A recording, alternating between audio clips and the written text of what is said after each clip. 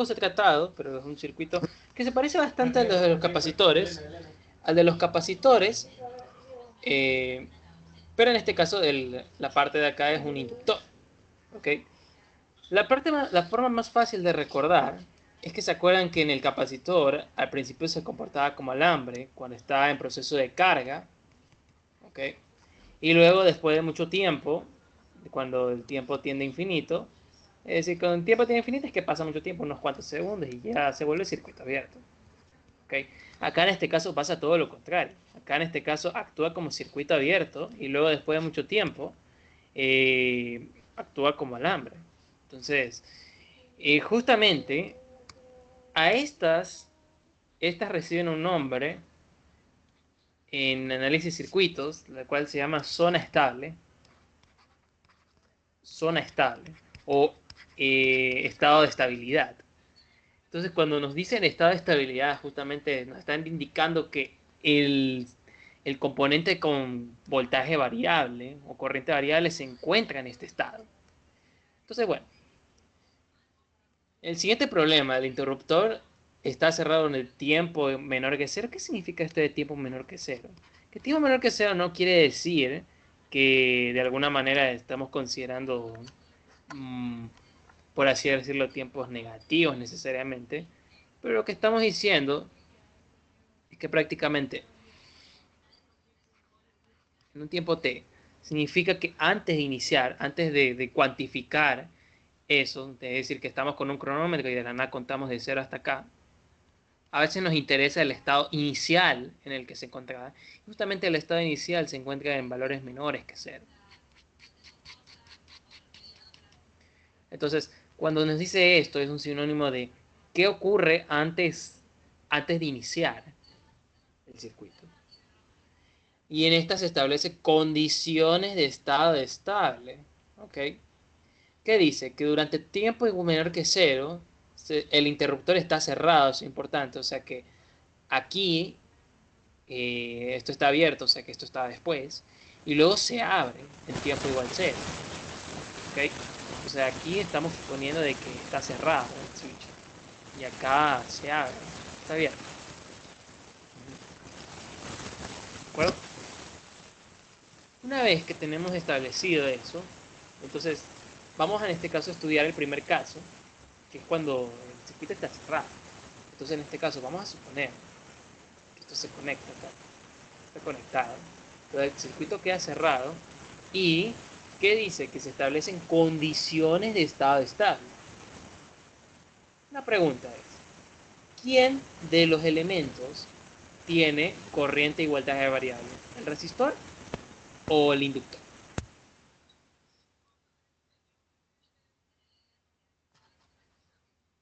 ¿Alguno por ahí? Sí.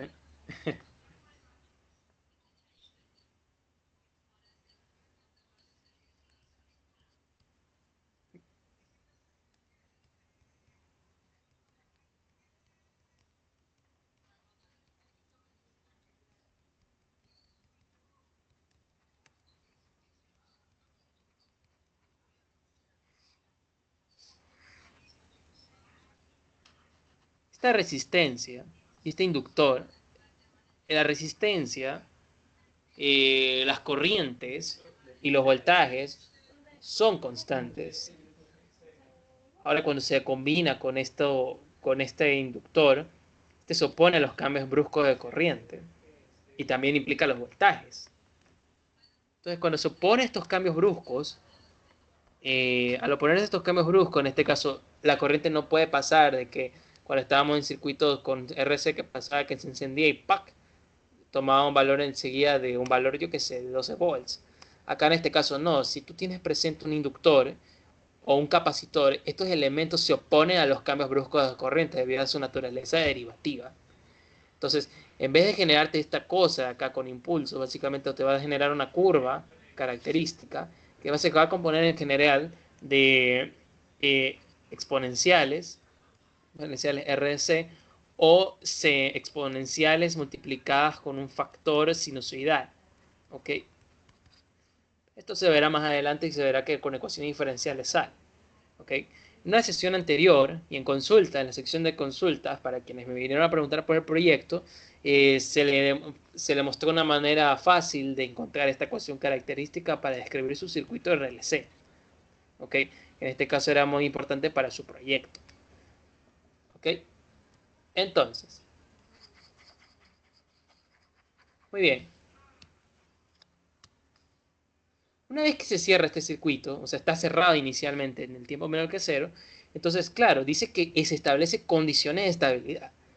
Eso quiere decir que este elemento de acá, este elemento, adopta, adopta un estado en su zona estable. Esa zona equivale a un alambre. Ya lo dijimos en la teoría. El inductor equivale a un alambre y en el capacitor el estado estable equivale a un circuito abierto. Entonces, si nosotros hacemos eso, al final nos va a quedar un alambre, de tal manera que nos va a quedar cuando esté en un tiempo menor que cero. Es decir, que cuando esté en un tiempo menor que cero, esta va a tener una resistencia de 6 kiloohmios. ¿Ok? ¿De acuerdo? Y en este caso, pues bueno, va a estar cerrado el switch, por lo tanto la fuente de voltaje va a funcionar. ¿Ok? Esa fuente de voltaje estará en paralelo con el resistor de acá. ¿Ok? En este caso esto es un alambre. Y acá está en 2 kiloohmios. ¿De acuerdo? Entonces rápidamente nosotros podemos aquí concluir de una vez qué valores de corriente tiene cada componente. En este caso, si nosotros analizamos para el resistor 1, sabemos que la corriente I1 va a ser igual al voltaje que está en sus terminales, que es 18 volts, dividido para los 2 kiloohmios. ¿Ok? Entonces, esto de acá, sabemos que se hace volt sobre ohmios, es igual a amperes, y kilo que está dividiendo pasa a ser mili porque se divide. Entonces esto queda 9.00 miliamperes. ¿Ok? ¿De acuerdo? Ahora, si nosotros estamos aquí para buscar el del resistor 2, en este caso la corriente I2, nos dice, oye, divide estos mismos 18 volts para los 6 kiloohmios. Entonces esto es igual a 3.0 miliamperes. ¿Estamos de acuerdo? Entonces, dado que en este caso, en esta ocasión,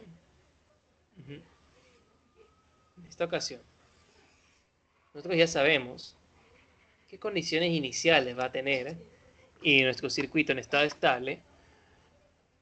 Ahora sí estamos en el derecho de, por ejemplo, analizar en qué pasa en el tiempo igual cero. ¿Sí?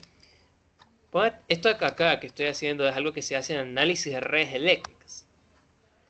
Luego se abre en t igual 0 y nos pide que determinemos el voltaje inicial, este voltaje de acá. ¿Ok? ¿De acuerdo? El voltaje inicial en las terminales del inductor justo después de que t sea igual a 0. ¿Ok? Ahora, ¿cambió el circuito característico? Claro que sí, porque en este caso el circuito característico ya no se va a componer de un switch cerrado. Este switch 1 pasa a estar abierto. Eso es importante analizar. Entonces, al final, en t igual 0, lo que nos va a quedar es que este circuito característico va a ser de la siguiente manera.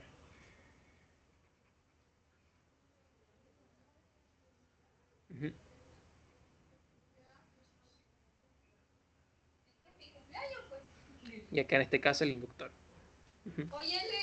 Entonces, ese inductor que va a tener una diferencia potencial, ¿ok? Profe, pero en este caso no había asumido de que era un alambre conductor. Sí, pero en este caso, pues al tener un cambio en este, en esta condición inicial, porque en este caso acá estamos asumiendo que está funcionando la fuente de voltaje, acá en este caso no está operando, entonces rápidamente acá va a tener otras condiciones en el momento de que yo la cierre.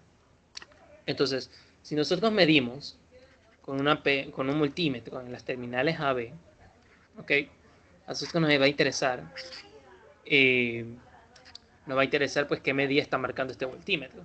Y rápidamente podemos saber de que esto de acá y esto de acá pues tienen que tener en este caso, tienen que reunir la misma diferencia potencial. ¿Ok? Esa misma diferencia potencial nos va a interesar porque, claro, sí, porque por ley de Kirchhoff, la suma de voltajes, ¿okay? El voltaje del inductor, que en este caso lo vamos a llamarlo E sub 0, como lo dijo el ejercicio, entonces acá será E sub 0 menos más el voltaje del resistor, ¿ok? El resistor 2 por una corriente I más la del resistor 1 por una corriente I. Y eso debe ser igual a 0. Ahora, hay una cosa importante a atender. ¿Quién es la corriente que pasa por ahí?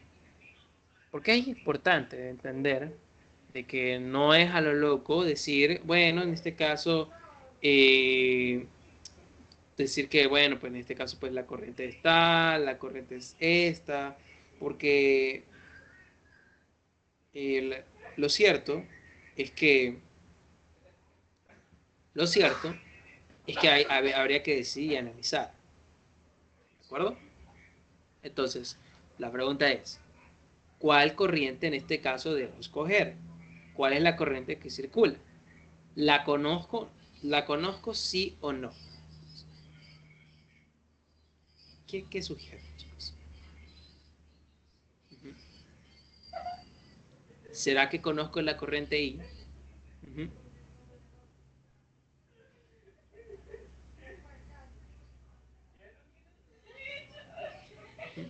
Vamos chicos, que esto de acá en este caso les va a valer bastante análisis de redes eléctricas. ¿Ok?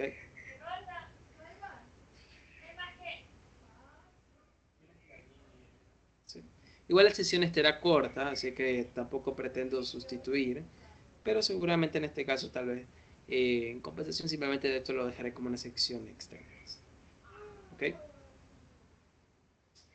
acuerdo? Tenemos las otras corrientes. En este caso aquí se volvió un menos, por si acaso. Sí. Que acá en este caso la FEN inducida siempre en este caso va en sentido opuesto. Esto se me olvidó decir. Más menos y más menos. Porque la FEN se opone. En realidad les comento que ya tenemos la corriente resultante. ¿Ok? Sí. Y eso es importante. Por eso de hecho determinamos la corriente, eh, por así decirlo, la corriente pues que va a circular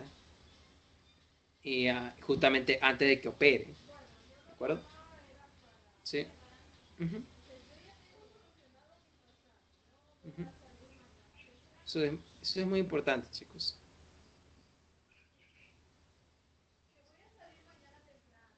¿Ok? Esto está al revés. Esto está al revés. Ajá. Esto está al revés. Uh -huh. Ahí. Más menos. Más menos. Esto menos más. Ahí está. Bueno, esta es la convención de su consolación. Bueno, en este caso, lo que ocurre es que obviamente abrimos el switch. De hecho, por eso escogí este ejercicio, porque este ejercicio no es igual, no es el típico ejercicio que ustedes ven. Resulta que los ejercicios de RL tienen más condiciones, son un poco más restrictivos. Y claro, en este caso hay que analizar con bastante detenimiento qué ocurre. ¿Ok? Si se dan cuenta, yo escogí dos corrientes, y en este caso era lógico, porque acá debía haber un divisor de corriente, que se dividió en una corriente que pasa por la fuente de voltaje, porque de ley tiene que pasar una fuente de voltaje, y también en este caso por el resistor 2. Pero claro, en este caso, miren, si se dan cuenta, esto lo pueden ver, como por ejemplo acá está pasando, ¿qué cosa? La corriente y 1, ¿verdad? Que en este caso era de 9 amperes. ¿Y qué pasaba? Que esa misma corriente al llegar acá, ¿qué pasaba? Se tenía que dividir, ¿verdad? ¿Sí o no? Ah, ah. Entonces, usando la ley de Kirchhoff, la segunda ley de Kirchhoff, nosotros podemos decir que la corriente que circula en I1 debe ser igual a la corriente que circula en I2 más la corriente que circula en la fuente de voltaje. ¿Ok? Ahora, si resulta que ya se desconectó esto, quiere decir que no existe división de corriente. Entonces, toda esta corriente I1 se transfiere ya no a toda la fuente de voltaje, sino toda la corriente se transfiere al resistor 2. Entonces, cuando yo cierro el circuito, y de hecho era lógico, porque en este caso solo fluye una corriente en este circuito, la corriente que debe circular es justamente la de I1. I1 es la única que debe circular. Y es por eso que ya la sabemos. Entonces, despejando de esto, que es la FEN inicial que va a tener el inductor, en este caso, acá será la corriente, que va a ser la suma de las resistencias. ¿Ok? Y esto debe ser igual a la corriente, que en este caso sabemos que es 9000 amperes. ¿Ok? Multiplica más sumado con 6 más 2 kilo ohms. ¿Ok? Este kilo con este mil y con este kilo se cancelan. Y al final me queda amperes por ohms, eso es igual a volts. 6 más 2 es igual a 8 y eso es igual a 72 volts. ¿Ok? ¿Dudas? ¿Dudas, chicos? Porque dice que solo se usó I1. Porque en este caso se da cuenta de que aquí anteriormente, cuando tenía conectada la fuente de voltaje, recuérdense que por condición menor que cero, el circuito se encontraba cerrado, el switch se encontraba cerrado, como se indica acá. Entonces, si se da cuenta, esta corriente que circula en I1 debe venir acá, ¿verdad? ¿Sí o no? Y claro, en este caso tendría que haber un divisor de corriente. Pero ahora te digo no, ahora el switch, en este caso ya no va a haber esta corriente. Toda la corriente I1 se tiene que transferir acá. ¿Ok? Y esa va a circular en todo el circuito cuando yo lo abra en tiempo igual a cero. Y justamente es esta corriente que estoy yo diciendo, I1. ¿Ok? ¿Clarinete?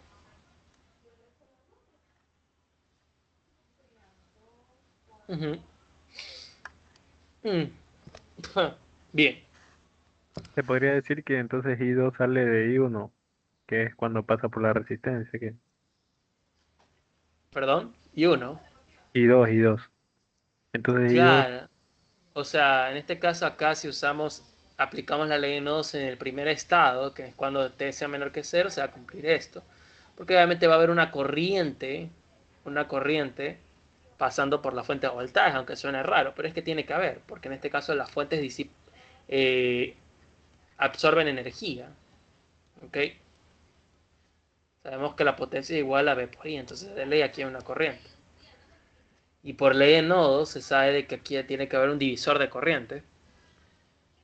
Pero cuando se abre esto, porque inicialmente recuérdese que está cerrado, nos dice el ejercicio que un tiempo menor que cero está cerrado. Y cuando t sea igual a cero, se abre. Entonces esto de acá deja de unirse. Y claro, ahí ya no fluye corriente, ¿verdad?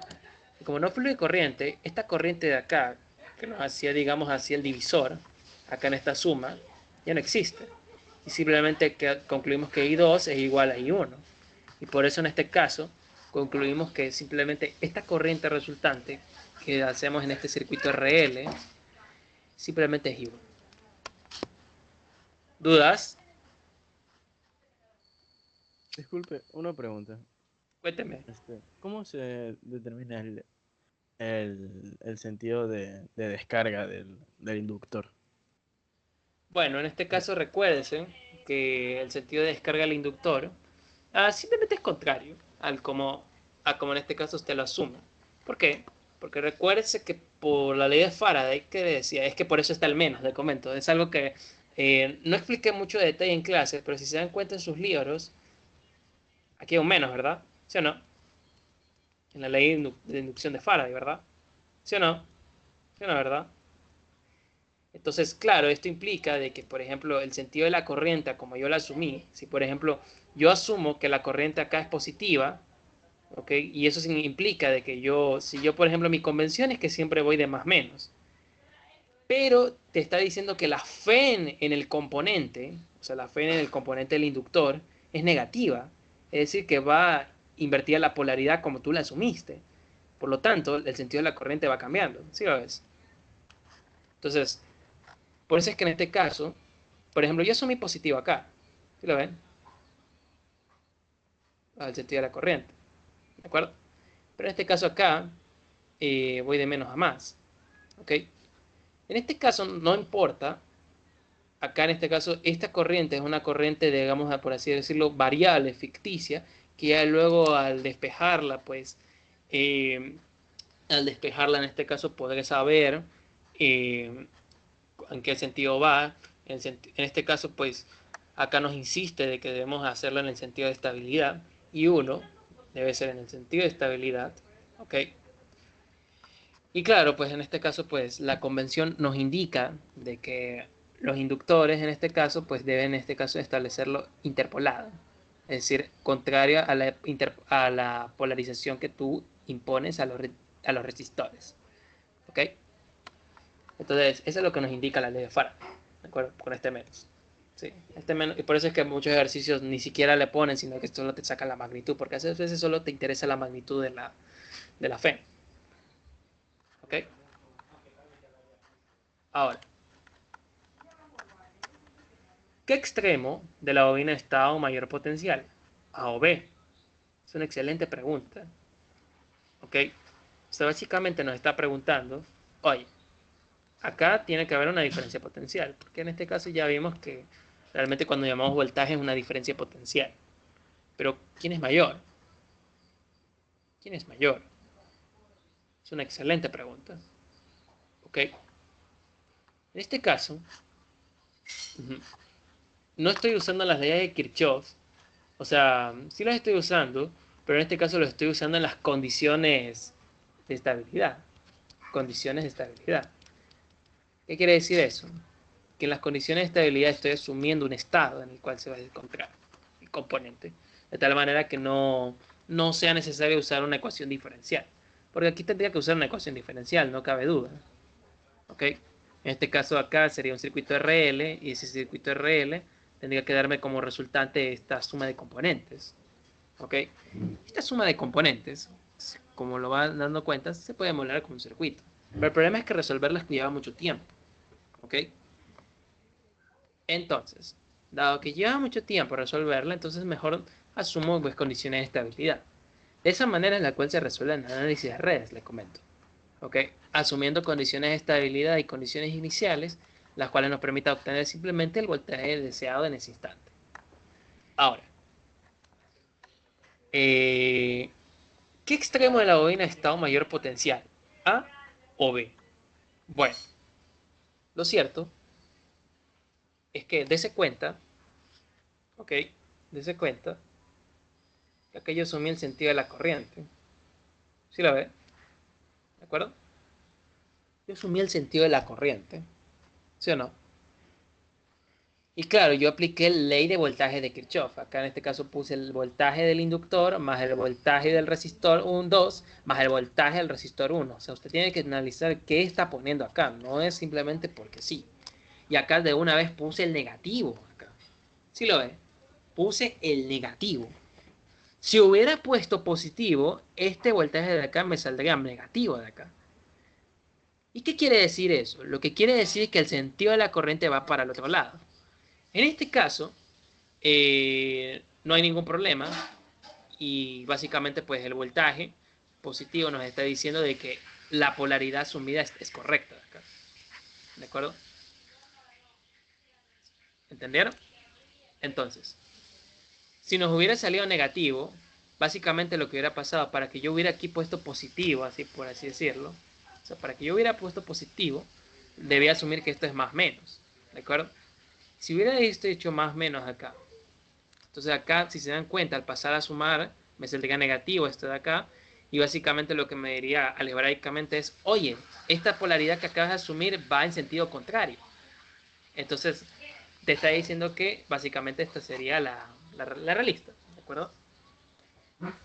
Entonces, de alguna manera, de manera implícita y de manera conveniente, habíamos asumido y hemos concluido de que de alguna manera, pues ya lo que habíamos asumido es justamente la polaridad correcta. Entonces, acá en la figura nos dice que el extremo superior es A y esto de acá es B. Y como saben que lo de abajo es positivo y abajo es negativo, se puede concluir que simplemente el voltaje de A, el voltaje de A, el voltaje de A tiene que ser menor al de B. ¿Ok? Bien. ¿Preguntas hasta ahí?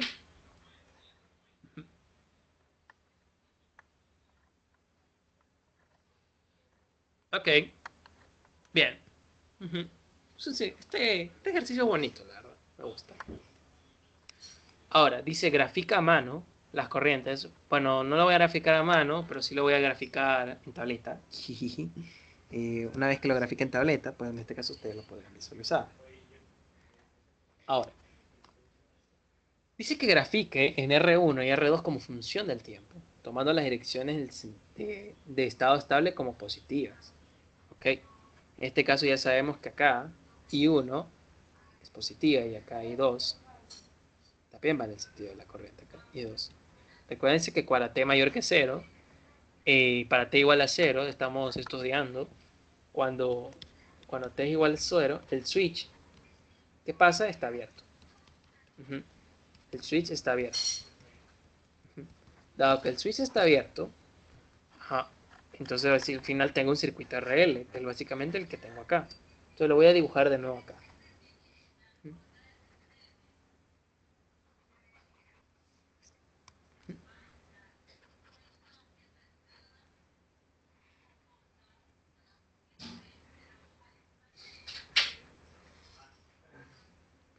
Este es L, este es R1, este es R2, ¿ok? Y básicamente habíamos asumido que el sentido de la corriente va en este sentido. Menos más. ¿Ok? Entonces básicamente, acá nos está diciendo que grafiquemos la corriente con función del tiempo, tomando las direcciones del estado estable, o sea, el estado inicial, como el estado estable como positivas. ¿Ok? Entonces aquí va a circular una corriente I y de T. ¿Ok? Entonces vamos a graficar, pero nos dice que para todo el tiempo. O sea que en este caso debemos graficar para todos los valores de tiempo. En este caso acá, vamos a dibujar la corriente para el resistor 1. Ok, la corriente. La corriente, I de t, va a depender del tiempo. En este caso estamos contabilizando el tiempo antes de que inicie. Cuando el tiempo del resistor 1, si acá yo pongo 5, 10, vamos a poner esto en el orden de los miliamperes, ¿de acuerdo? En este caso, para R1, vamos en este caso a hacer con en la misma gráfica, para R1 será de color azul. Para R1, si se dan cuenta, ¿qué pasa inicialmente? La corriente es de un valor de 9 amperes. ¿Ok? 9 amperes.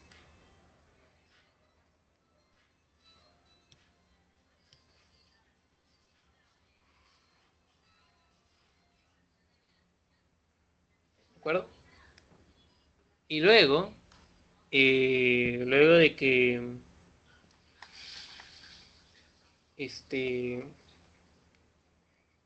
luego de que sigue, ajá, luego de eso, de que están los 9 amperes, perdón, obviamente pues sigue manteniendo el mismo sentido de la corriente, ¿de acuerdo?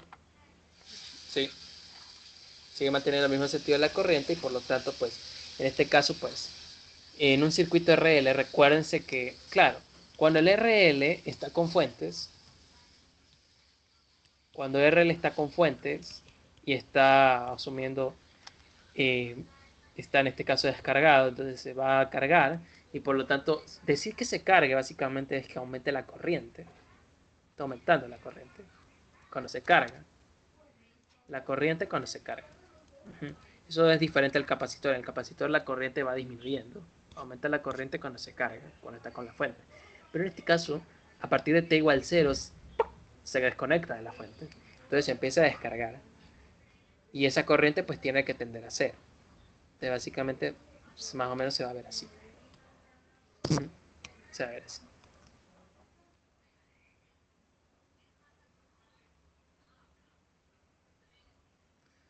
¿Ok?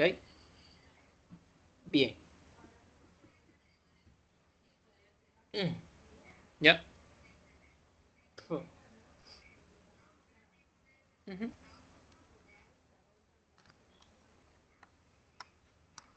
Ya. Perfecto. Yes. Bien. Ahora, es importante decir algo, hay un detalle que no, de alguna manera, pues como que no detallé, ¿de acuerdo? No fui detalloso. Ujú. No fui para nada detalloso. Ok. Perdón. Ujú. Ya. Y es que lo que pasa es que al principio la corriente, ya sabemos que en I2, cuando el tiempo es menor a cero, claro, toma un valor de 3.000 amperes, entonces más o menos debe estar por acá abajo. Ok. Un poco más, un poco por arriba de la mitad.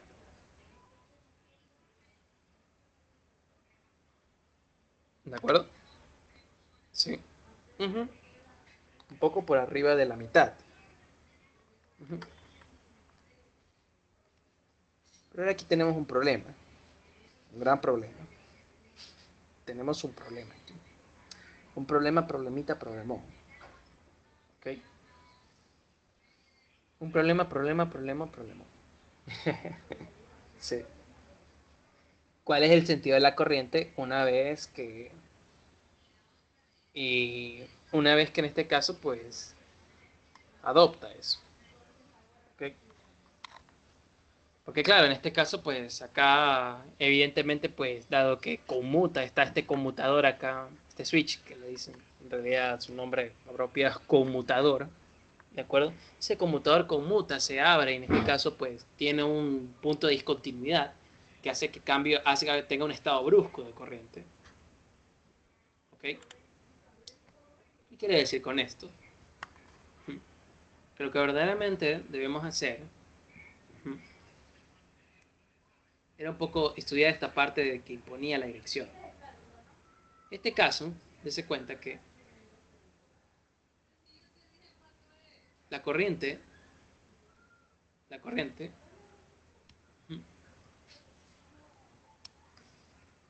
la corriente de la fuente, claro, la que tiene la corriente de la fuente. Y esta, claro, en este caso va de menos a más y se va imponiendo, ¿verdad? ¿Sí o no? Entonces, claro, esto es cuando se cierra el circuito. Esto es cuando está cerrado. ¿Ok? Y claro, nosotros hay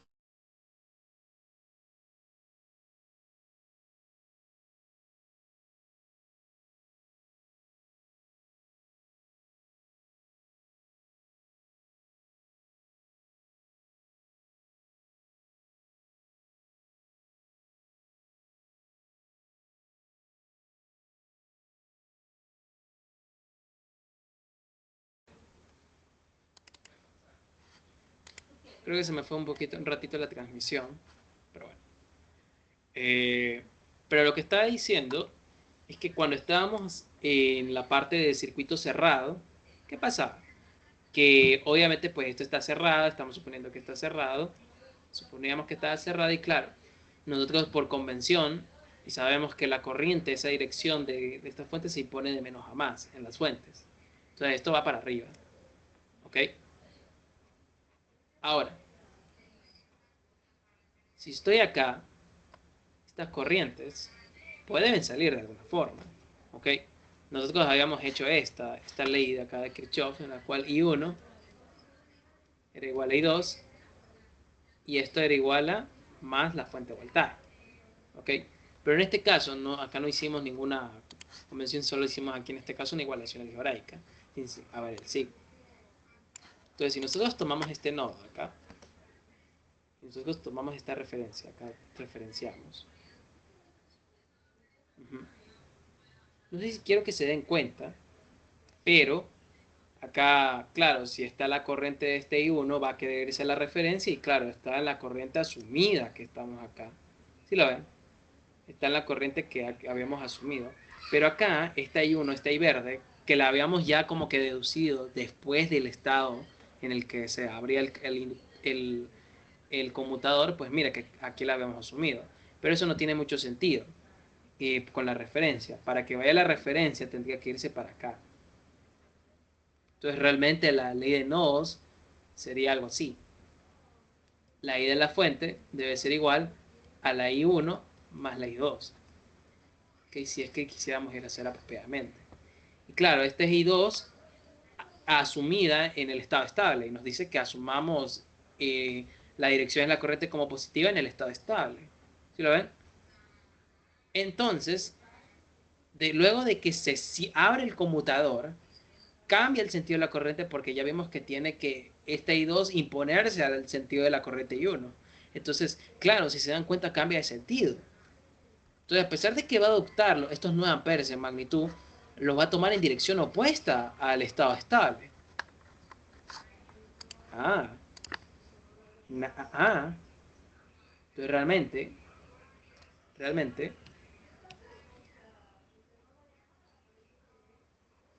más o menos se dibujaría así. ¿Ok? Esto es un recordatorio. Pagarle a Elsie. ¿De acuerdo?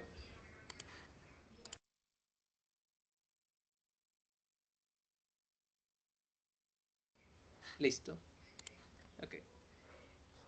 Entonces, dense cuenta que acá en este caso debe ser menos 9. Y claro, ahí estaría marcado. ¿Sí lo ven? Y claro, ya una vez que está ahí, tiene que en este caso descargarse. En este caso, descargarse implica que la corriente tiende a cero. Entonces acá va a ser una exponencial creciente absolutamente convergente que va a tender a cero. Y básicamente estas serían las gráficas de las corrientes de cada resistor. ¿Ok? ¿Estamos de acuerdo?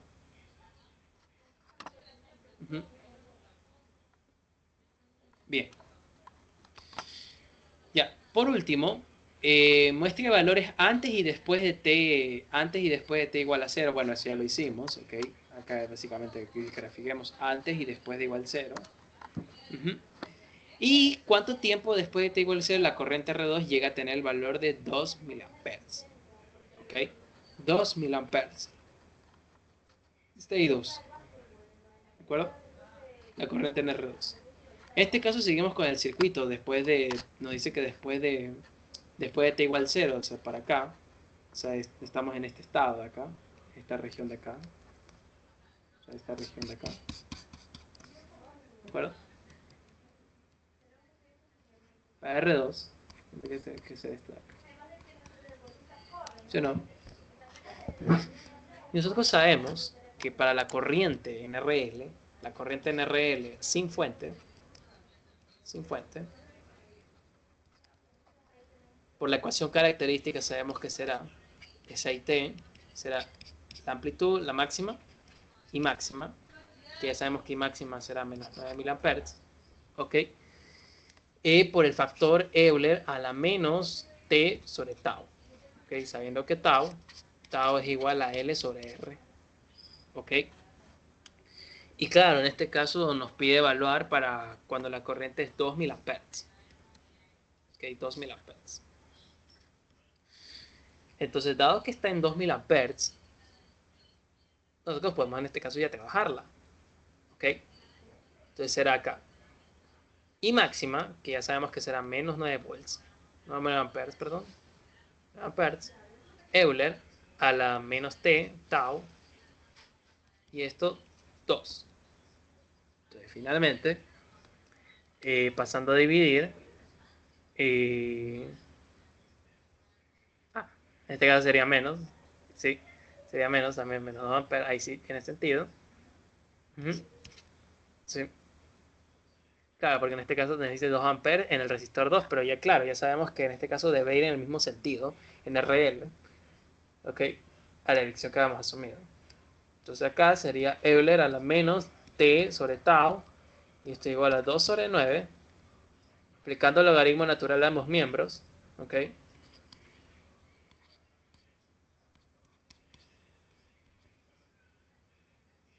Ah, no.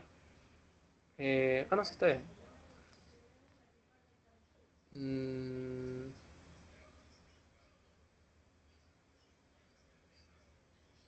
no, sí está bien. No, sí está bien. Logaritmo natural de 2 sobre 9, y ahora sí, 2 sobre 9, y esto es menos T sobre tau, ¿ok? Y esto es igual al logaritmo natural de 2 sobre 9, 2 sobre 9, ¿ok? Que ya sabemos que el logaritmo natural cuando toma un número x tal que x sea menor que 1, sabemos que el logaritmo natural será negativo. Entonces aquí no hay problema con este menos, chicos. Entonces acá simplemente será t, el tiempo t será tau, multiplicando al otro lado, negativo, logaritmo natural de 2 sobre 9. Finalmente, tau, t debe ser igual a menos L sobre R dividido para el logaritmo natural de 2 sobre 9. Entonces, este sería en este caso el tiempo para la condición de que queremos en 2 amperes, por ese caso. ¿Y quién es R? R en este caso será el equivalente de nuestro circuito RL. Y el equivalente de nuestro circuito RL será la suma de estas resistencias de acá. Entonces será R1 más R2 ya que están en serie. Entonces finalmente tenemos que el cálculo de estas T, este T, debe ser igual a menos L sobre R2 más R1 por el logaritmo natural de 2 logaritmo natural sobre 9. ¿Ya? Si alguien me ayuda con ese cálculo, estaríamos dispuestos. En este caso voy a reemplazar. T sería en este caso menos. Sabemos que la inductancia nos la dan, en este caso es 0.4 henrios. ¿Ok? 0.4 henrios. ¿Ok? R1 más R2, en este caso sabemos que es 6 más 2 kiloohmios, que eso será 10 a la 3 ohmios, ¿ok? Por el logaritmo natural de 2 sobre 9. ¿Ok? Entonces, haciendo operaciones, haciendo las respectivas operaciones,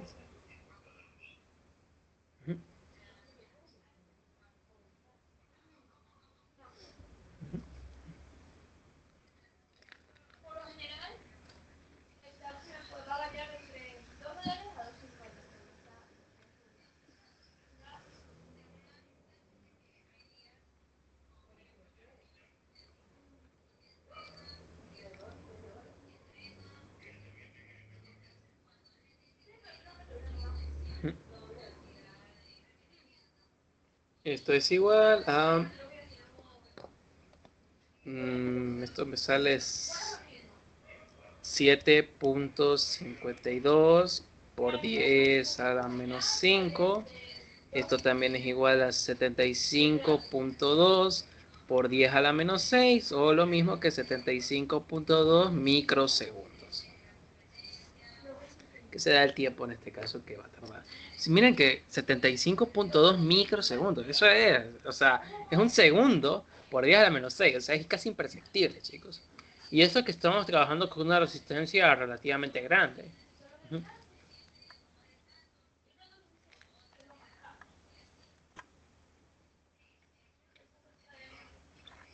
¿Alguna duda, chicos?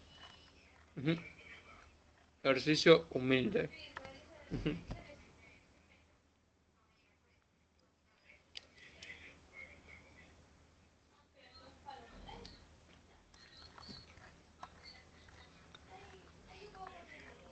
Bien.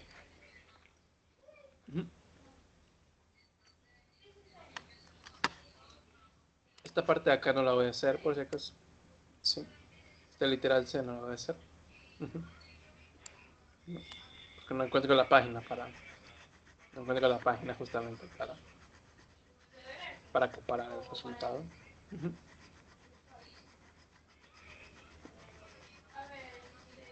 Ok.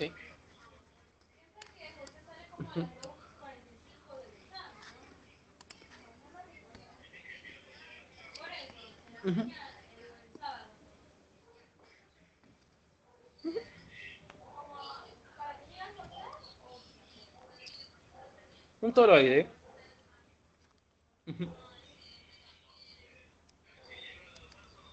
Es como que usted tomara este solenoide acá y le daría la forma de rosquilla. Ok.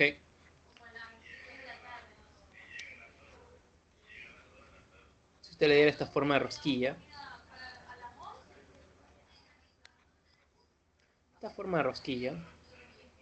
o de dona, sí, de esas que usted se come en el Donkey Donuts o en la panadería, que yo personalmente prefiero la de la panadería porque son mejores, la verdad.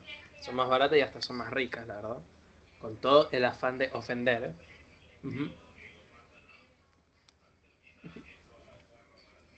Tiene una sección transversal rectangular adentro. Comúnmente este material es un material ferromagnético. Y este material ferromagnético, que básicamente algunos le conocen como núcleo del inductor, o núcleo, lo que hace es que las líneas de campo, que ya sea que sean generadas, las atrapa. Si por ejemplo anteriormente sin el, los materiales ferromagnéticos se dispersaban, lo que hace es que esto las alinea debido a que el material ferromagnético tiene un momento dipolar que ayuda a la alineación de este campo magnético y entonces hace que se aproveche entre un 90% hasta un 99%. Justamente este material ferromagnético núcleo es el que se aplica dentro de los transformadores. Y esto justamente pues ayuda pues justamente a que se mejore la reducción y aumento del voltaje. ¿Ok?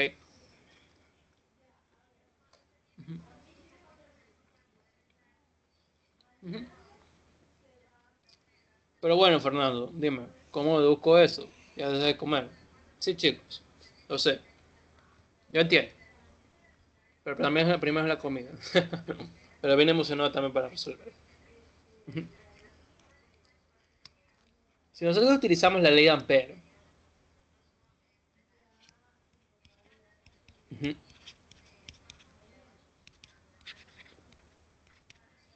esa trayectoria, dibujamos una trayectoria aquí que encierra al toroide. Esa trayectoria C, sabemos que en este caso será 2πr. ¿De acuerdo? Ahora, el solenoide ofrecía un campo magnético bastante fuerte en el centro. Entonces uno esperaría de que el campo magnético también esté de esta manera. ¿Ok? ¿De acuerdo? Entonces, si justamente B está paralelo al DL, se va a cumplir que van a tener el mismo ángulo y por lo tanto esto de acá será 1.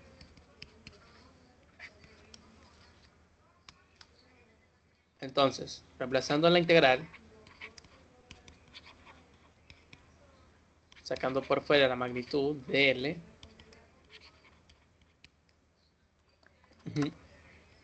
entonces sabemos que la suma simplemente me da C y ya sabemos que C es 2πr. Entonces B será mu sub 0 sobre 2πr. Ok, entonces ya sabemos la magnitud. Ok, eso es importante. Ahora,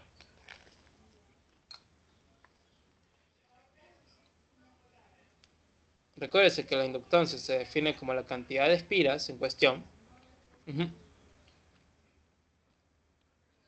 La cantidad de espiras en cuestión por, en este caso, la variación del flujo magnético respecto a la corriente. ¿Ok? Ah, aquí se me olvidó. Claro, en este caso se refiere a la corriente encerrada. Y la corriente encerrada será una corriente por el número de espiras. Entonces aquí me falta el número de espiras. ¿Ok?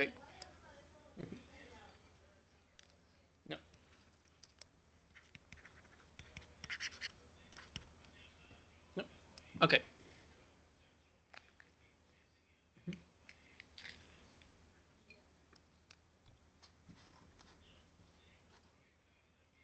Lo mismo acá.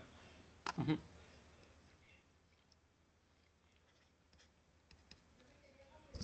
Ahora, esto es interesante. Porque claro, en este caso no estamos interesados en un toroide en forma de rosquilla, como tal, sino más bien en el área, en justamente esta área de acá. Entonces, borrando un poco esto, para hacer ver, sabemos de que acá lo que más conviene, si nosotros vemos esta parte de acá, es justamente integrarlo de manera radial. Es decir, justamente en una coordenada que avance desde R, es decir, desde R igual a A para un parámetro R de acá. ¿Okay? Y R igual a B. Ya en el curso les he enseñado a diferenciar. Sabemos que un diferencial de R, porque esto es R por si acaso. Entonces acá va a haber un diferencial de R de acá. Uh-huh. Esto es importante. Este es diferencial de R. Porque como tal, el flujo magnético no se va a cumplir esto de acá. Porque no es un área constante. En este caso es una contribución de las proyecciones del flujo, del campo magnético, en un diferencial de área. Entonces el flujo magnético se te va a definir como la integral del campo por el diferencial de área. Y si hacemos que el diferencial de área vaya en el mismo sentido que del campo magnético, sabemos que en este caso ya sabemos que si va en la misma dirección y en el mismo sentido, se va a cumplir que esto es igual al de las magnitudes. Y si de A, justamente, ¿cómo se calcula esta área? Será base por altura. Entonces esto será H por dr.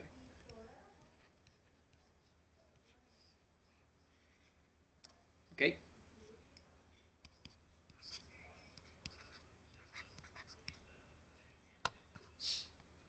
Y al final tengo la integral de B H dr. Y claro, necesito mis límites de integración. Necesito de R igual a hasta R igual a B. Entonces, haciendo la integración, yo sé que eso será la integral desde A hasta B, de B, que yo sé que el campo es N, mu sub 0, y 2pi R, 2pi R, 2pi R, ¿cómo era? 2pi R, sí, ajá, sí, está bien. Mu sub 0, 2pi R, H de R. Entonces, sacando todo esto que es constante respecto a la integral, esto será n mu sub 0 y sobre 2pi por la integral, aquí me falta el h, por la integral de 1 sobre r, diferencial de r. Y sabemos que esta integral sale con los ojos cerrados. Eso es logaritmo natural. Y evaluándolo, me queda que esto es igual al logaritmo natural de b menos el logaritmo natural de a. Que con propiedades de los logaritmos queda así. ¿Ok? Entonces al final hemos que me falta en este caso calcular la inductancia. Entonces ya sabemos que este es el flujo magnético, por ese caso. Ahora Una pregunta. cuénteme. Este, ¿Por qué a veces el campo magnético es constante y en otras hay que integrarlo? O sea, para calcular el flujo magnético. Bien. Por ejemplo, en un solenoide o para la ley de, no me recuerdo el nombre, pero es de cuando se hace una variación en el campo magnético y se crea un campo magnético inducido. Ok, te entiendo. Ya. A ver, mira, lo que pasa, es una excelente pregunta. ¿Qué es esto? Este en este caso es bella. ¿Okay? Lo que pasa es que, bueno, pues ya por como hemos avanzado en este curso, digamos que se asume bastante ya el dominio del producto punto. Ujú. ¿De acuerdo? Entonces, ¿qué pasa acá? que nosotros sabemos que el campo magnético que usamos en el solenoide, perdón, salió muy dispar. El campo magnético que utilizamos en el solenoide, si nosotros dibujamos la línea de inducción, formalmente debería ser algo así.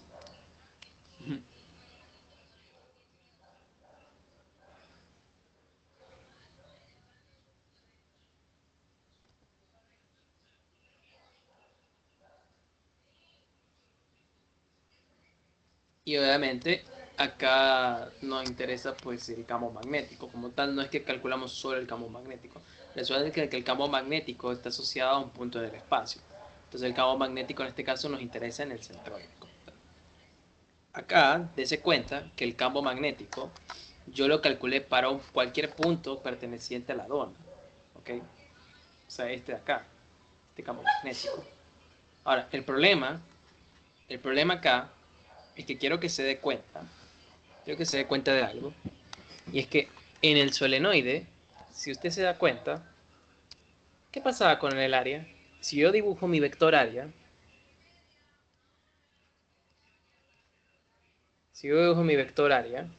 ¿ok? Ese vector área, perdón, ese vector área de acá, perdón. Si yo dibujo mi vector área, en este caso, pues me va a dar en este caso, pues que va a tener la propiedad de colinealidad. ¿De acuerdo? ¿Sí o qué? Esa colinealidad va a ser de que en este caso, pues se sabe de que el área, dado que va a tener un sentido uniforme, debido pues en este caso pues, como está formado el solenoide, pues el producto va en este caso a tener el sentido de la colinealidad y el mismo sentido, ¿no? Porque si no el producto punto saldría negativo. Entonces al final cuando usted hace el producto punto, pues va a tener esto de acá, o sea, cumplir esto de acá. ¿Ok? Ahora, ¿por qué en este caso para el otro dijimos nones? ¿Ok? ¿Qué pasó acá? Oye, Fernando, ¿qué es esto? ¿Qué esto qué es? ¿Esto qué es? ¿Ok?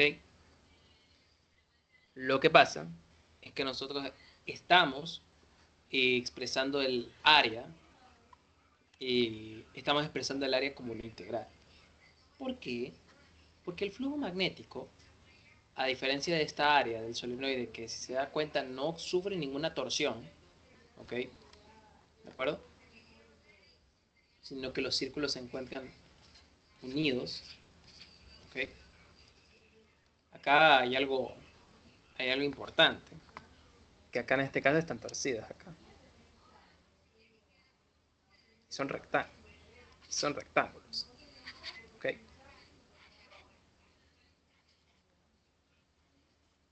acuerdo?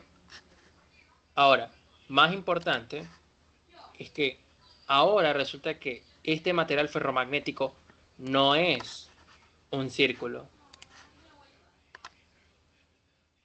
es un cuadrado, ¿ok?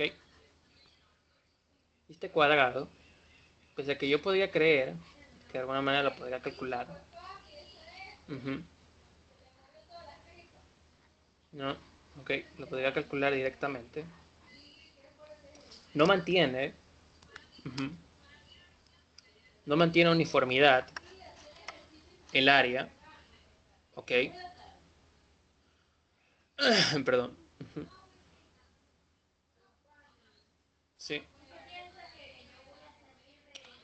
El terrorista constituido, sí, porque en este caso, pues, estamos de acuerdo acá eh, que claro, en este caso, como yo asumo el vector área en el mismo sentido, acá en el mismo sentido de acción va a haber un vector pi. Uh-huh. Pero acá la pregunta es, oye, Fernando, ¿por qué en este caso, pues, no lo calculaste como un campo magnético constante? ¿Ok? ¿Por qué no en este caso hiciste esto? Además? ¿Ok? ¿Por qué no hiciste esto? Uh-huh. No, ¿por qué no lo hiciste? Lo que pasa es que matemáticamente el hecho de que en este caso esté disperso radialmente, ¿ok? Esté disperso radialmente, cambia en este caso la geometría de integración, a diferencia de esto, que en este caso, si se da cuenta, está en una sola línea, ¿ok? Entonces, al final, el hecho de que, por ejemplo, el campo magnético esté en la misma línea de acción del área todo el tiempo, en todos los instantes, ¿ok? También está aquí en la misma línea de acción, pero dense cuenta que acá está variando el ángulo, acá, ¿sí o no? Acá no, ¿sí? Entonces, dado que está, en este caso, variando angularmente, por eso es que nosotros al principio tomamos un sistema radial, ¿ok? Y acá, en este caso, por cuestiones de que se nos establece que hagamos por radios internos y externos, esta sección transversal triangular, lo mejor es expresarlo mediante un diferencial de área. ¿Ok? ¿Por qué? Porque al expresar esto como un diferencial de área,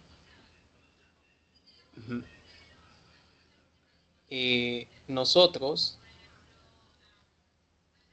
no hay, en este caso no existiría inconsistencias, porque en este caso sí hice de ejercicio, usando en este caso pues un diferencial de área, pero en este caso no me dio la respuesta. ¿Ok? Y que justamente vi que no mantenía en este caso uniformidad. ¿Ok? En este caso parece que variaba realmente. Entonces esa es la razón. Entonces,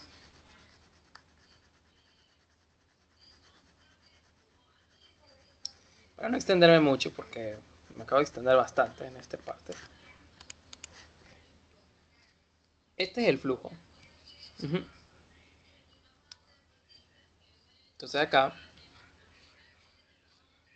tengo que derivar esto. Pero dense cuenta que básicamente todo este coeficiente n, mu, h, logaritmo natural y 2pi son constantes. Y lo único que estoy derivando es i.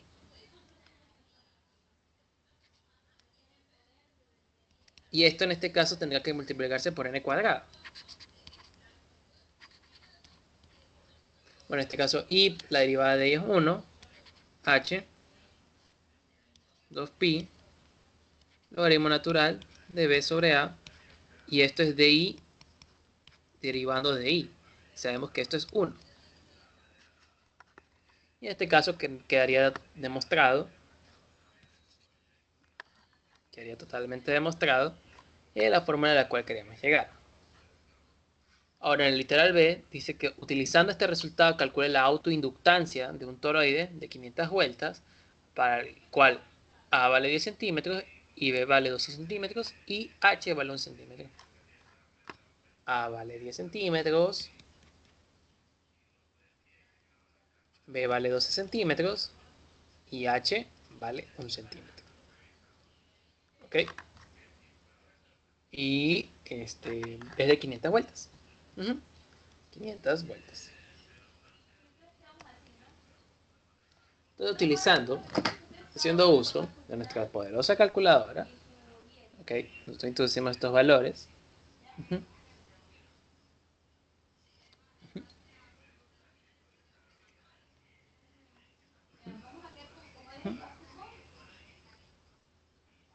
Por 4pi por 10 a la menos 8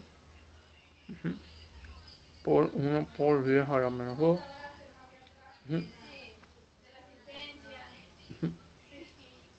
de 2pi por el logaritmo natural 12 sobre 10. ¿Okay? En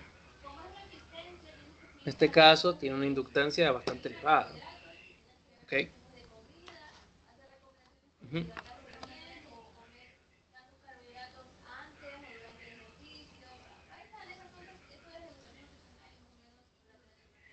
Espera, un momento, se me fue la... No, se me fue... Ahora sí. Ya. L sale 9.1, 9.12 microhenries. ¿Ok? Ahí me confirma el resultado, por favor.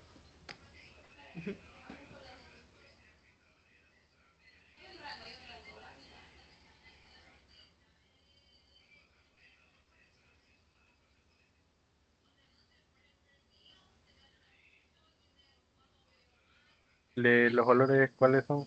Los, Están ahí en pantalla.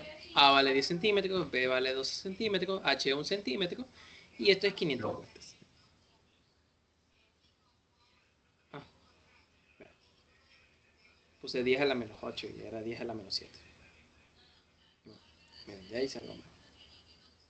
Entonces acá queda 91. Entonces quedaría 91. 91.2. Ok, microhenries.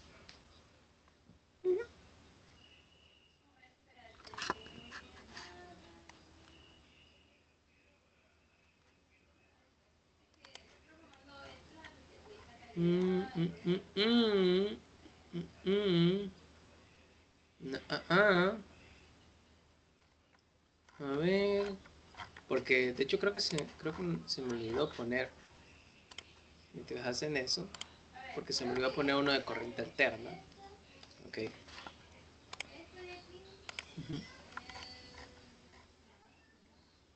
Mm, mm, mm. No, Sí, que no hay mucho de corriente alterna, la verdad. Ujú.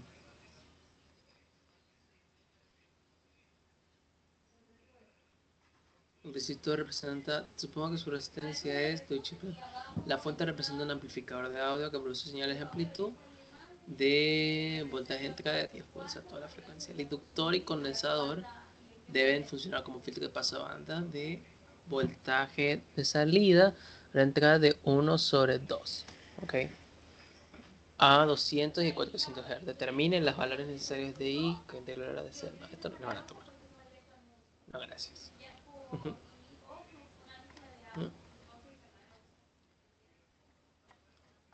¿Si le salió?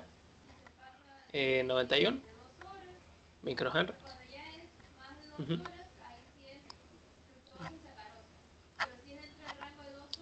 ¿Qué ejercicios para más? Z, Z, Z.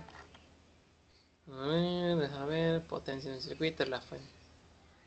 voy a poner un ratito la fórmula. Ah, Ah, claro, sí. Disculpe, ¿sí le puedo hacer otra pregunta respecto a la de la integral para lo del el campo magnético? Claro, sí. A Del ver, según tengo entendido, la tiroide, creo que se llama toroide, correcto. toroide. Ujú, La toroide es un material ferromagnético el cual está en forma de dona. Bueno, es como un anillo cerrado, una rosca, ujú, de diferente tamaño, de diferentes formas, puede ser circular o en este caso rectangular. ¿Qué más? En este de aquí se le enrolla un conductor, así alrededor de toda la superficie. ujú. Y por este conductor se pasa una intensidad, una corriente. Esta corriente, mediante la ley de Ampère, genera un campo magnético y por superposición se van sumando, Ujú. ¿no?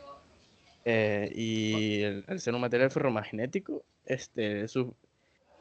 que supongo que se sumarán con mayor facilidad los campos magnéticos, por O tener el sea, núcleo es.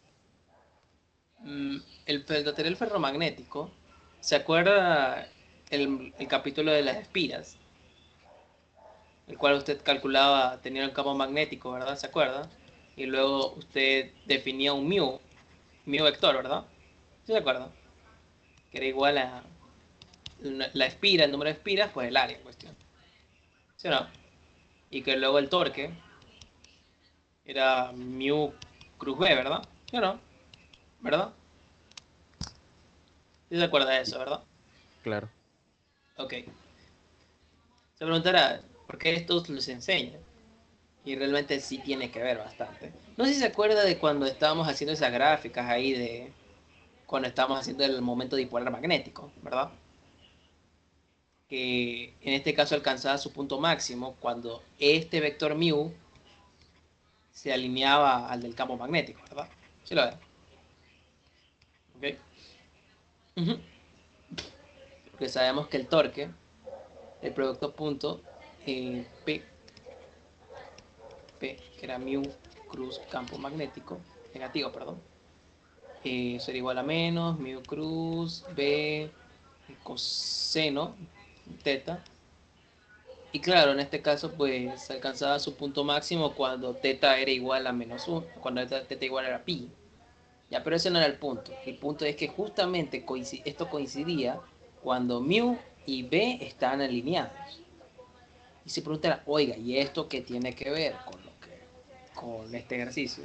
Y es que acá dése cuenta que le están introduciendo material ferromagnético. Y como había explicado al principio, este material ferromagnético resulta que tiene un mu, tiene un pequeño mu aquí, un momento magnético.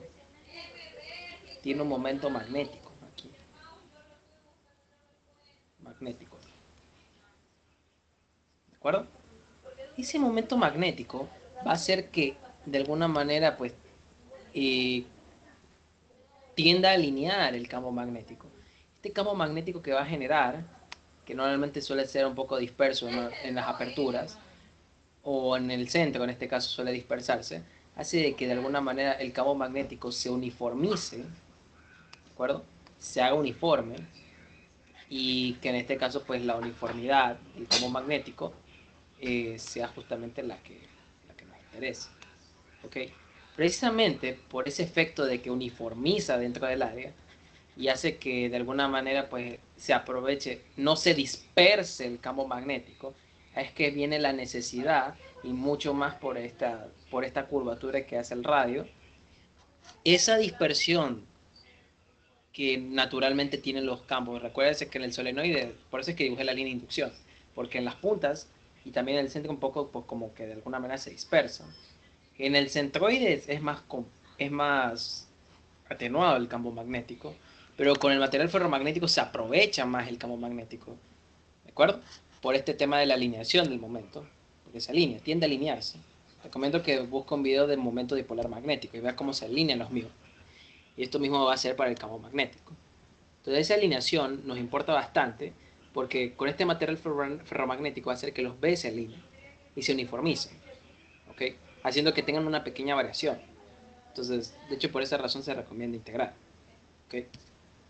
Porque en este caso, básicamente, pues, el campo magnético se suele aprovechar entre un 90% hasta un 99% en esa región. Entonces, por eso hay más razones que se recomienda, pues, un diferencial de área. ¿Dudas? No sé si respondí su duda, un poco. O si le llegué a aclarar más. En todo caso, si no le queda aún claro, igual mañana me pasaré por el aula, ya, porque como tal, no pensaba, de hecho, no pensaba que les más esto es como una sección extra. Mañana nomás estaré ahí, también resolviendo ejercicios, pero más resolviendo preguntas puntuales, ¿ok? Más esto lo hago para un repaso general para los chicos, ¿ok? ¿Dudas? Ujú. Mañana, ¿qué hora es lo que dice que va a ser? A las 9. A las 9. Es en la misma aula. Sí, porque como tal no la cancelé. Esto solo. Sí. Esto solo lo hago porque. Bueno, pues, no, porque sí. Y ya. Ujú. Ahí luego veo si en este caso con esto de acá cubro lo del martes de la próxima semana. O lo hago para mañana. Ok. Bien. Eh, sin más que decir. Y que no sé. No me gusta ninguno de estos ejercicios de corriente alterna. Ok. Mm, mm, mm, mm, mm, mm. No. No, no, no, no. Ok. Ya. A ver, veamos. Deja ver, porque estoy indeciso, la verdad. Dice que encuentre el desfasamiento entre el voltaje de entrada o salida a 200 Hz y a 400. Encuentre la potencia promedio transferida. No. Tal vez este lo resuelva mañana.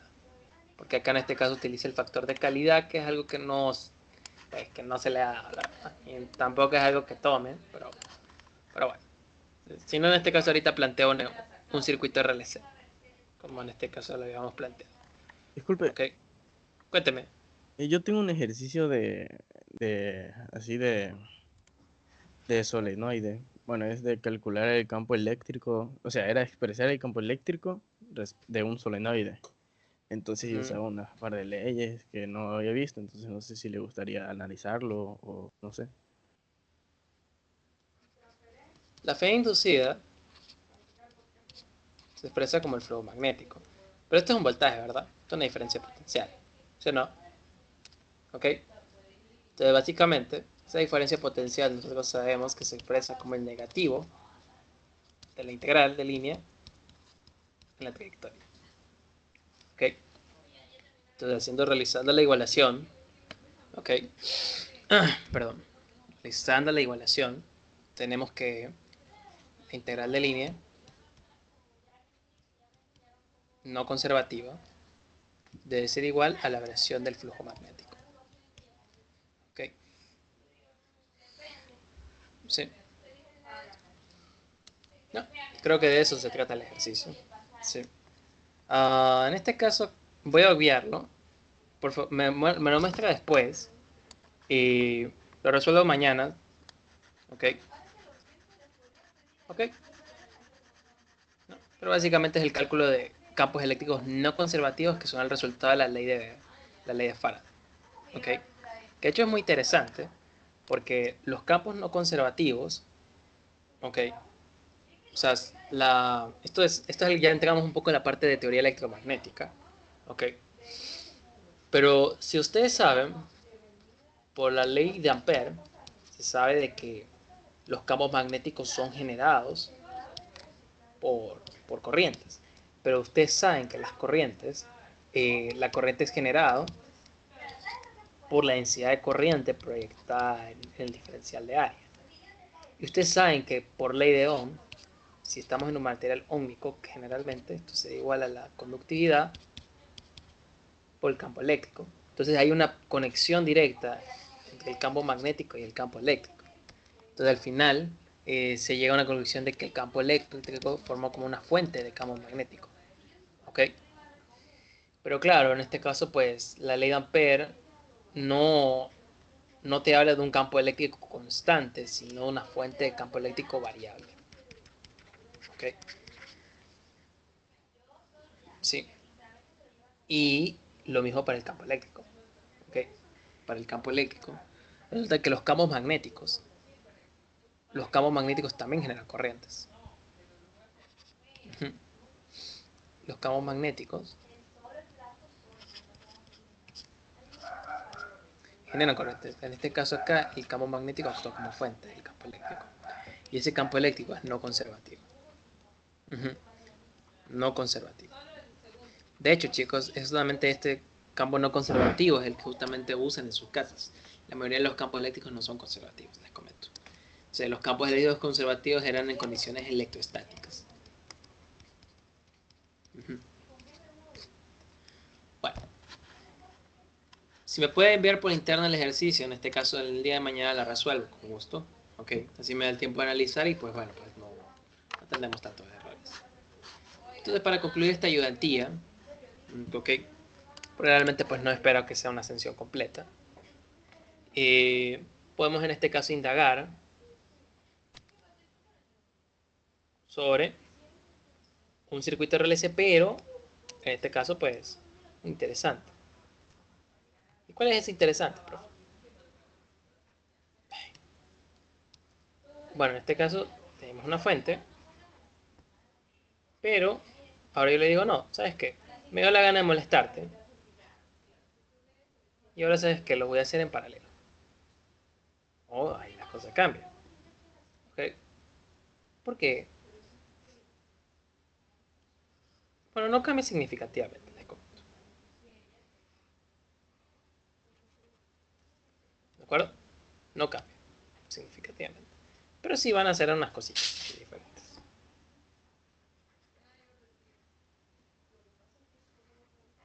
En este caso, esta es una inductancia L, una capacitancia y una resistencia.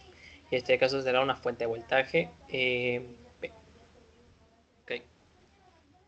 Aquí en este caso la diferencia potencial tiene que ser la misma en cada extremo. ¿Okay? ¿De acuerdo? Perdón.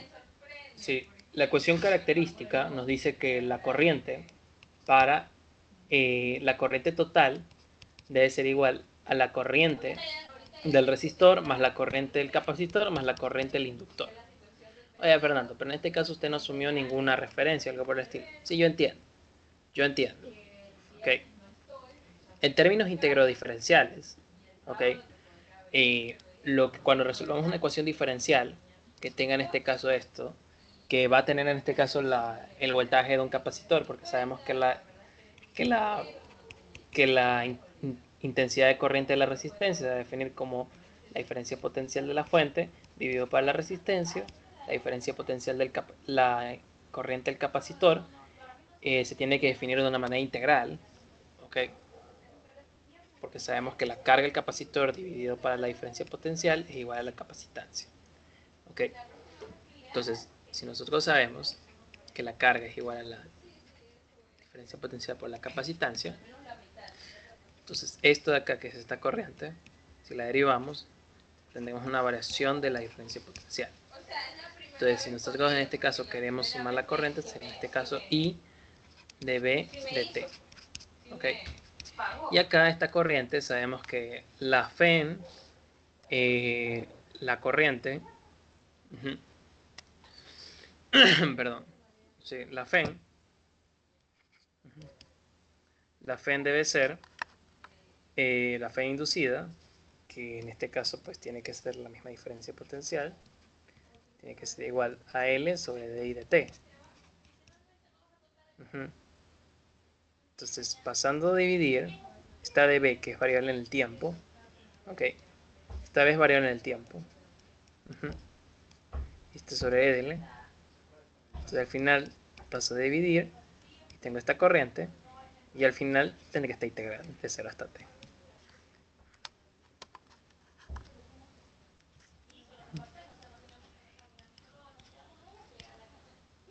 Entonces L es la integral de 0 hasta T. Y esto dependiendo del tiempo. Entonces a partir de aquí ya nos están exhortando a que los circuitos RLC que se resuelven tendrán que hacerse con técnicas de ecuaciones diferenciales. ¿Ok? Pero en este caso, pues, nos interesa saber cuál es su interpretación en términos de fasores. ¿Ok? Ya, ok, Fernando, está bien, te entiendo.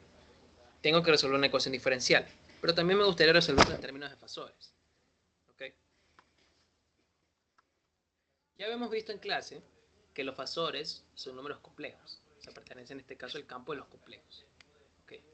Y ese campo de los complejos, tanto para la resistencia y las impedancias, los voltajes, las corrientes y las impedancias, van a ser complejas. ¿Ok? Es decir, que se va a definir como un par ordenado AB por I.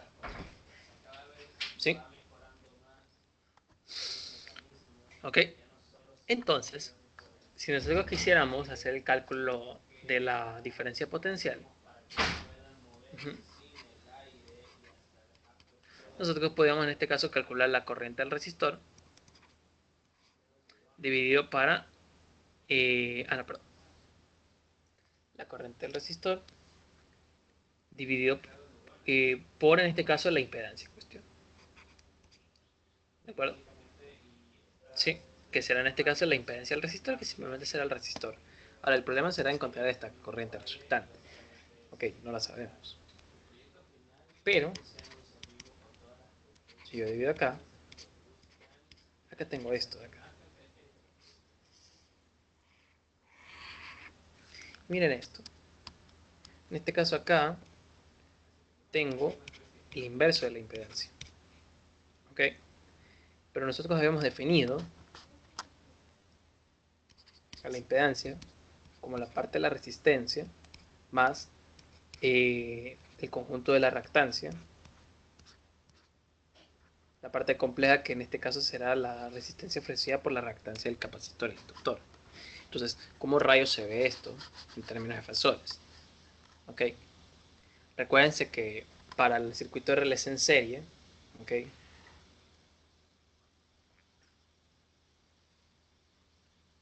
Para el circuito RLC en serie lo que pasaba es que la reactancia del capacitor, ¿cómo estaba hecha? En este caso era proporcional a la frecuencia angular con la que oscilaba con la parte compleja en sentido negativo. el inductor, la frecuencia por L y en la parte compleja. Y la del resistor simplemente en este caso era la parte real. ¿Ok? Y ambos están en unidades de ohms. Ahora, recuérdese una cosa. Cuando usted tenía capacitores en serie, ¿qué pasaba? Que usted sumaba con los inversos. Cuando usted tenía inductancias y resistencias en serie, simplemente hacía la suma directa. Si se da cuenta, esta reactancia y la resistencia ofrecen y prácticamente responden a esa misma nomenclatura. ¿Ok? Responden a esa misma nomenclatura. ¿Ok? Dado que responden a esa misma nomenclatura, entonces uno esperaría que al invertir la impedancia, se inviertan en este caso las reactancias, capacitancias e inductancias. ¿Ok? Esto de acá tiene un desarrollo en números complejos. Ese desarrollo en números complejos que se realiza mediante el conjugado, este, mediante el conjugado de, perdón, mediante el conjugado, mediante operaciones que se verán a continuación en cursos posteriores, eh, son cuestiones que son de interés pues, de cursos superiores. ¿Ok? Pero, eh, claro, ¿cómo en este caso la deducimos? Y para eso en este caso es que habíamos deducido pues la de corrientes. ¿Ok? Ujú. Ay, perdón, perdón chicos. Ando un poquito mal. Ujú. Si nosotros recordamos el truquito que les dije de hélice, ujú, sabemos que según la convención, cuando estamos hablando de corrientes, el capacitor, la corriente del capacitor adelanta la corriente de fase, que justamente será la corriente de la fuente y la corriente del resistor. Y el del inductor, la corriente del inductor la atrás. ¿Ok? Entonces, miren, si se dan cuenta, esto de acá será en este caso la corriente del resistor y acá que estará en fase con la diferencia potencial de la, ok, también va a estar en fase. Recuérdense que responde a la ley de Ohm con el resistor, ok. Acá lo va a trazar en 90 grados la corriente en este caso del inductor y lo va a adelantar en 90 grados la corriente del capacitor.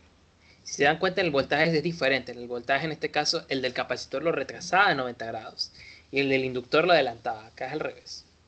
¿Ok? Pero en este caso la resistencia estaba en fase, se encontraba en fase siempre en un circuito paralelo y en serie con el voltaje de la fuente. ¿Ok? ¿Ok? Bien. Ah,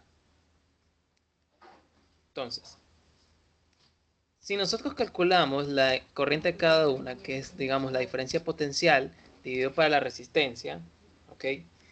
La corriente del inductor dividido la corriente del inductor, que es la diferencia potencial, la misma diferencia potencial, eh, por, en este caso, WL, que ya sabemos que esto de acá es la reactancia del, del inductor, ¿ok? Y esto de la corriente del capacitor sería la diferencia potencial dividido para la reactancia del capacitor. Ya sabemos que la reactancia del capacitor es 1 sobre WC. ¿Ok? En este caso la reactancia representa la magnitud, por si acaso. ¿Ok? De hecho, más bien este coeficiente sería la reactancia. ¿De acuerdo? A cómo se encuentra definido. Uh-huh. ¿Ya? Entonces, ahora, claro, ¿cómo calculamos en este caso la corriente total? ¿De acuerdo? Y si nos guiamos de nuestro diagrama fasorial, perdón, nos podemos dar cuenta, ¿de acuerdo? Ay, perdón. La verdad es que ando cansado. ¿Verdad? Bien. nos podemos dar cuenta que aquí existe un claro pitagorazo. Por supuesto, un pitagorazo ahí. Un pitagorazo. ¿Por qué?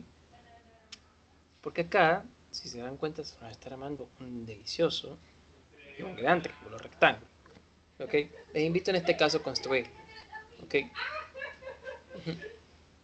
Pero básicamente esto responde a que la corriente, recuérdense que en este caso al principio dije que el voltaje y la corriente y la impedancia son números complejos y los números complejos responden a esta nomenclatura. Entonces al final, claro, si tú calculas el módulo de un número complejo siempre va a responder a esta forma. ¿De acuerdo? No es ninguna coincidencia que resulta que el A se parezca al de la resistencia y luego B sea la parte compleja que es la resta entre las reactancias. ¿Okay? No es ninguna coincidencia y es porque resulta que acá sale de esto de acá. ¿Okay? Y que luego al sacarle el módulo del C número complejo sale esta raíz. Entonces no es ninguna sorpresa. ¿Okay? Entonces de este diagrama fasorial podemos en este caso concluir que, y decir de forma correcta, que la corriente total va a ser el cuadrado de la corriente de la resistencia más la diferencia entre la corriente del capacitor y la corriente del inductor al cuadrado. ¿Ok? Eso de ahí, eso de ahí es interesante. Voy a tomarle foto a esto.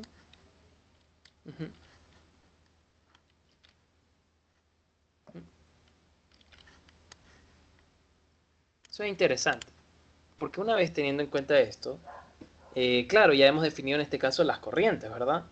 Y como hemos definido las corrientes, claro, podemos en este caso hacer el cálculo.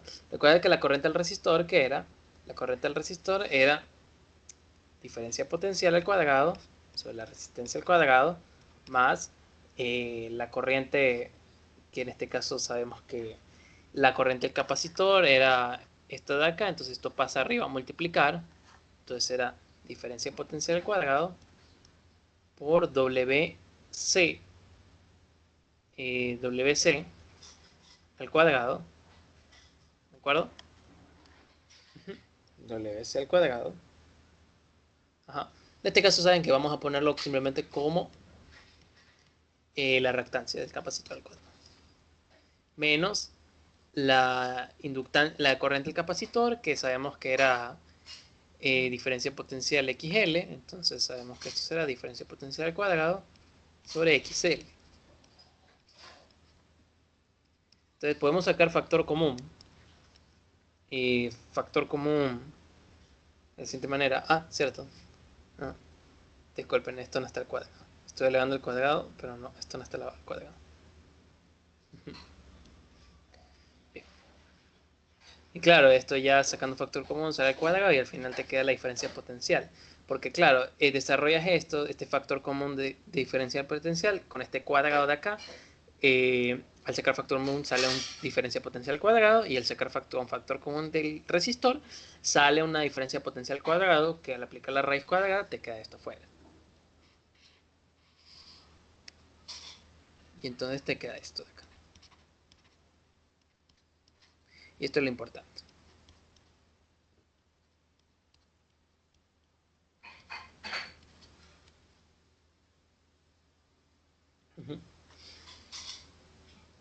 Ah, interesante. Muy interesante, ven. No sé si se dieron cuenta, pero si se dan cuenta, la corriente, esto de acá, claro, la ley de Ohm debe estar definida de la siguiente manera. Diferencia potencial dividido para la impedancia. Entonces, todo este factor de acá es el inverso de la magnitud de la impedancia. De la magnitud de la impedancia. O sea, es interesante. ¿Ok? Porque dense cuenta que se invirtieron, tal como habíamos predicho, en serie. Se acuerda que la forma era en este caso directo con los resistores inductores y el capacitor se hacían los inversos. Acá en este caso prácticamente se han invertido. ¿Ok? Entonces, ya con esto, ya con esto en mente, podemos ya decir que las impedancias se van a invertir. Se van a invertir. Claro. ¿Ok? Entonces, dado que se van a invertir de alguna manera, también nos interesaría saber el ángulo de fase. ¿Ok? Ese ángulo de fase. Ujú. ¿No? Recuerda la ley del paralelogramo. Ujú. Por si no lo ha visto, le ayuda a deducir. Esto al final, ¿qué es? Esto se mantiene constante. ¿Ok? ¿De acuerdo? Y básicamente, por ley del paralelogramo, esto se va a operar. Entonces al final le debe dar una resultante acá. ¿Ok? Y esto más o menos le debe dar, vamos a suponer que la resultante le da en este sentido. ¿Ok? Entonces si le da en este sentido la resultante, ¿ok? Entonces acá yo me gustaría decir quién es rayos es este ángulo phi. Entonces ese ángulo phi lo calculo de la siguiente manera. Tangente de phi debe ser igual a la corriente del capacitor, ya que esa es la positiva, la mayor, la que adelanta, la corriente del inductor, dividido para la corriente del resistor. Y de manera similar, vamos en este caso deduciendo que la corriente del capacitor será la diferencia potencial por la reactancia del capacitor, perdón, dividido para la reactancia del capacitor, menos diferencia potencial dividido para la reactancia del inductor y diferencia potencial dividido para la resistencia. Entonces, al final saco factor común. Puedo sacar factor común. ¿Ya? Puedo sacar factor común. O en este caso podría cancelar acá de una vez. Y al final me va a quedar R XC 1 sobre XL. Sí. Y básicamente eso sería como que la novedad en los circuitos en paralelo. ¿Ok? En los circuitos en paralelo, básicamente si por ejemplo usted quiere resolver un circuito en paralelo, imagínense que yo le pongo que en este caso esto es 2K, esto es, yo qué sé, 1000 microfaradios y esto está en los 400 milihenrios. Ok, y esto está en 120 volts. RMS lo voy a poner para que usted cabecee un ratito. Y esto en ángulo de fase 0 a 60 Hz. Entonces prácticamente pues la forma en que usted aplicaría la ley de la, por así decirlo, le pide por ejemplo la corriente del resistor, sería en este caso la diferencia potencial dividido para en este caso pues la, ¿cómo era? Ah, no, la corriente total sería en este caso la diferencia potencial dividido para el inverso de la impedancia. Y usted en este caso ya dedujo el inverso de la impedancia, que el inverso de la impedancia es básicamente esta cochinada acá. ¿Ok? ¿De acuerdo? Esa cochinada es el inverso de la impedancia. Entonces básicamente usted calcula de esta manera y le puede tomar esto. Esto le pueden estar tomando si es que alguien le quisiera molestar. ¿Ok? Y básicamente ya con esto dado, ya como hemos dado transformadores, este sería prácticamente el último tema. Y con eso, señoras y señores, teóricamente hemos cerrado FE. ¿Sí? FE se ha terminado. Uh-huh. Uh-huh.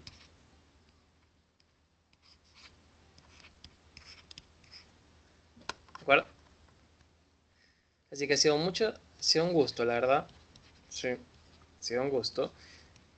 Ha sido eh, un, ha sido un gran honor en este caso asistirles a ustedes día a día a lo largo de este semestre. La verdad es que ustedes me han ayudado mucho y ustedes han sido una parte importante para mí en mi vida académica. Y no puedo en este caso estar mucho más agradecido por su atención y asistencia a cada una de las ayudantías. Creo que la verdad es que nunca esperé una asistencia bastante constante y uniforme, ¿eh? cada ayudantía que daba. Así que la verdad es que se les agradezco bastante. En todo caso, ahí veremos. Probablemente tal vez siga aplicando para ayudantías. Pero en este caso, pues aquí termina la sesión. Sí. Antes, ¿alguna duda de este tema de acá? De circuitos en paralelo. Ujú.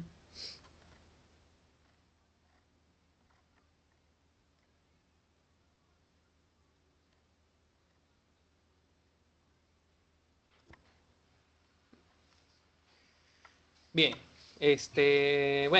bueno chicos, básicamente con esto concluiremos la sesión, la verdad, muchas gracias, la verdad, con eso. Voy a ir mañana de todos modos, igual me pasaré por el curso, estaré en el aula, pero básicamente pues eso chicos, ya, para responder en este caso dudas puntuales previas al repaso de su lección, ¿sí? Y así en este caso concluiremos la última sesión virtual, que está comprendida dentro del periodo de ayudantías, del periodo 2 del periodo 2024-2025, término 2. Le agradezco mucho, la verdad, su asistencia. Gracias, profe. Ya Muchas gracias. listo. Muchas Hasta gracias, pronto. Fernando. Muchas gracias. Cuídense, chicos.